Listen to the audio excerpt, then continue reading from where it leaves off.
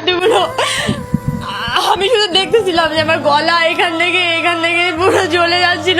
আজকের একটা নিউজে আমি দেখলাম পরিমণি বলেছেন যে আমি মদ্যপ অবস্থায় আমার বেবিকে দেখতে গিয়েছি। He is my baby.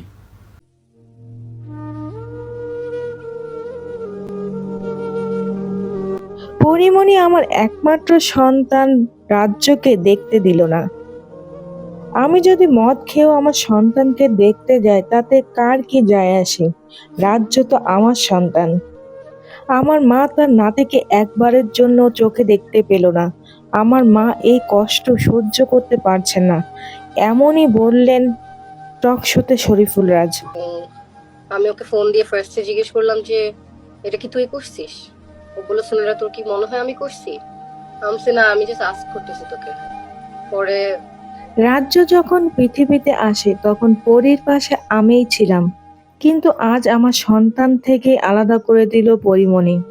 আমি আর আমার মা এক নজর রাজ্যকে দেখার জন্য পরীর বাসার সামনে দাঁড়িয়ে থাকি, কিন্তু পরী আমার ছেলেকে দেখতে দেয় না।